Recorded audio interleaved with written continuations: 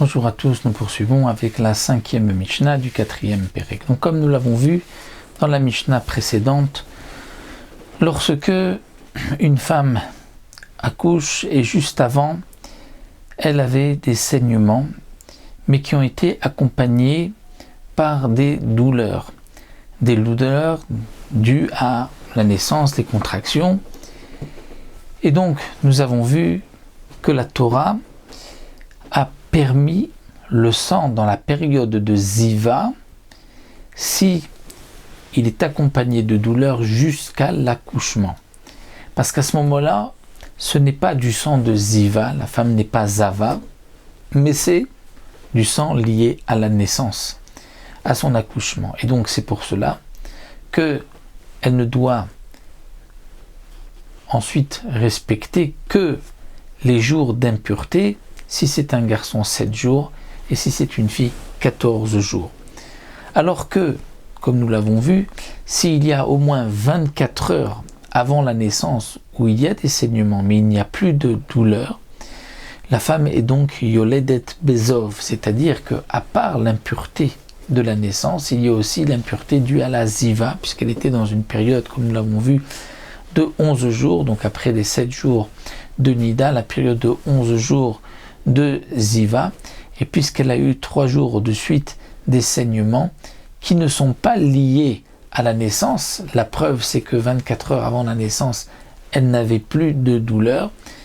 donc là, on dira qu'elle est yoledet bezov, et donc elle devra aussi se purifier de la Ziva, et donc avoir 7 jours de pureté, avant donc de pouvoir se rendre au mikvé. Combien de temps peut durer ce kishouï, c'est-à-dire cette difficulté, ces douleurs avant l'accouchement, et qu'on pourra dire que tous les saignements sont liés à l'accouchement. Alors Rabbi Meir Omer afilu 40 v'chamishim yom. Rabbi Meir dit même si 40 ou 50 jours avant son accouchement, elle a eu des saignements et ils étaient tout le temps accompagnés de douleurs, et jusqu'à la naissance, il n'y a pas eu 24 heures d'arrêt, à ce moment-là, on considère que ce sang n'est pas un sang de Ziva, il est lié à la naissance, et elle sera donc impure seulement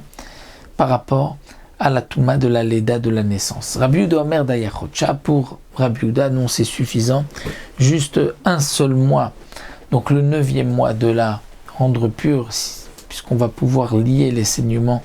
à l'accouchement, à la douleur, mais pas plus. Rabbi Yosef et Rabbi Shimon omrim en kishuy yoter mishte shabbatot. Rabbi Yosef et Rabbi Shimon disent non, que le kishuy c'est maximum 2 semaines. C'est-à-dire que si elle a eu 3 jours de saignement avant les 2 semaines qui précédaient son accouchement,